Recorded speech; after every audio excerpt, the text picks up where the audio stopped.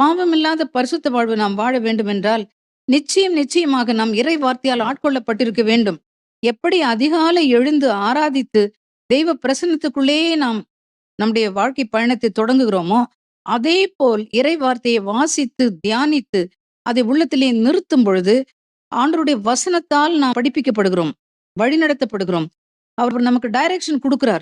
"இப்படி போ, அப்படி போ. இதுதான் சரியான வழி. நீ வலப்புறமோ, இடப்புறமோ எப்பக்கம் திரும்ப நேர்ந்தாலும், இதுதான் சரியான வழி" என்று பின்னிருந்து ஒரு குரல் உனக்கு ஒலித்துக் கொண்டே இருக்கும். அதுதான் வேதவசனம். அப்ப நீங்க இறை வார்த்தையை படித்து, தியானித்து, அதை உங்கள் உள்ளத்திலே இருத்தும் பொழுது, இறை வார்த்தை உங்கள் சிந்தனையை தூய்மையாக்கும். அதை நீங்கள் நிச்சயமாக உணர வேண்டும். ஏதோ பாட புத்தகத்தை படிக்கிறது போல நம்ம படிக்கக்கூடாது. ஸ்டோரி புக் படிக்கிறது போல படிக்கக்கூடாது. இறை வார்த்தையை வாசிக்கணும், தியானிக்கணும், உட்கொள்ளணும். ஒரு வசனத்தை கண்டடைந்தேன், அவற்றை உட்கொண்டேன். என் உள்ளத்திற்கு உவகை தந்தன, எனக்கு மகிழ்ச்சி அளித்தன என்று எரேமியா சொல்வது போல,